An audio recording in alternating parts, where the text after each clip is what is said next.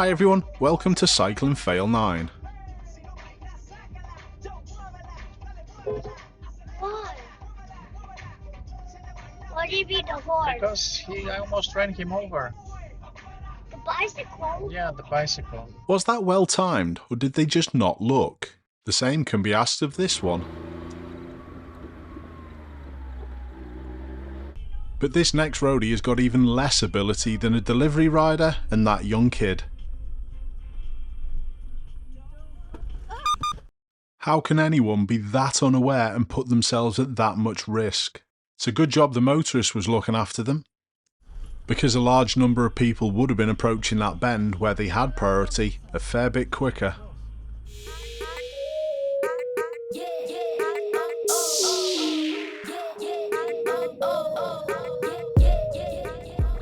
In this clip the cyclist does look, but it's only as they steer out. All the other motorists have got to look after him. Do you think the hierarchy rules in the highway code have now made some cyclists less responsible for their own safety? Lack of observations again? Let's have another look at that in slow motion. The rider simply doesn't do any observations to move onto this road, and again none to emerge onto the other road. Again, it's the driver's responsibility to look after someone showing no responsibility. Not my clip, but one showing what Liverpool cyclists are generally like. Again, a nice job by the motorists. Without doubt it's much more dangerous if a motorist jumps a red light, and although the driver of the Audi didn't go through on red, they should have stopped. But it's actions like this that drive the no insurance, no number plates debate. My viewer stops, then a motorcycle filters, and stops. We then get these three numpties who don't want to slow down because it's going to affect their Strava time.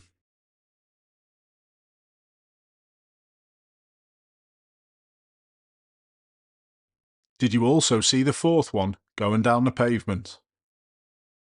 The only good thing that comes from this is when you're driving you've got to expect people to be like this all the time. This cyclist in front, illegally without any lights, dressed in black, does that. Would you have got onto this like my viewer?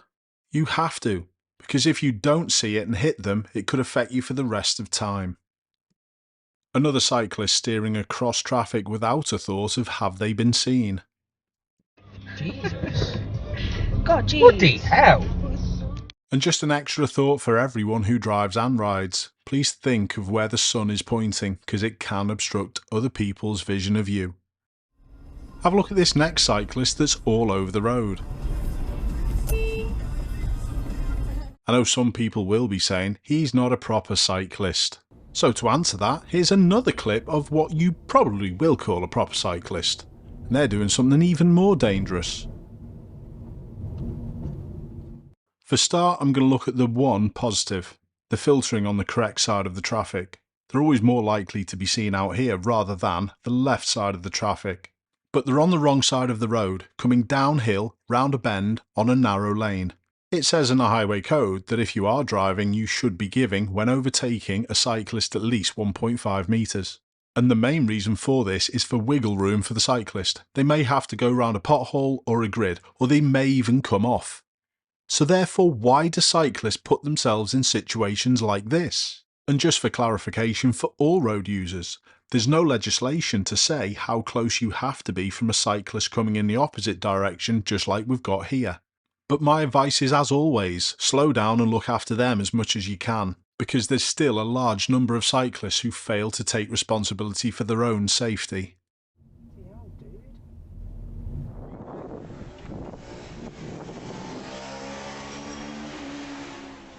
Not the sharpest tool in the box, that one. This next guy's even worse because of all the bags he's carrying. Just a quick warning, there are some blue flashing lights in this clip.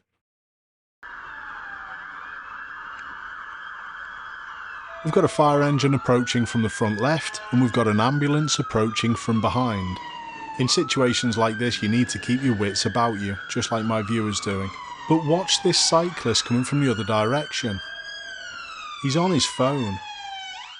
If you're really a good, responsible road user, you shouldn't use your phone whatsoever whenever you're operating any type of vehicle.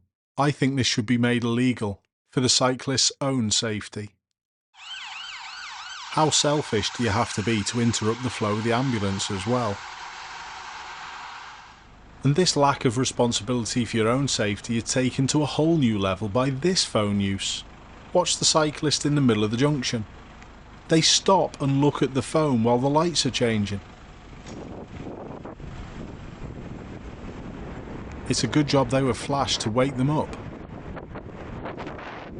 Just because an SUV is illegally parked in a cycle lane doesn't mean you can just steer around it without looking.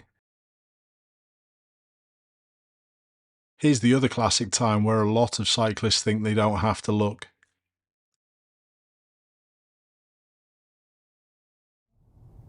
To finish this episode, we've got the epitome of cycling idiocy. Don't be an idiot, mate. Don't be an idiot. Nice job by my viewer to make it less dangerous. That's just silliness. Yeah, that is. You're gonna get yourself killed. Yeah. And he's holding on to his wing mirror. That's disgusting. I'd like to say a massive thanks to everyone who sends in these clips. Hopefully you've spotted something in this episode, so if it happens to you, you'll be a step ahead. Keep safe everyone, I'll see you soon.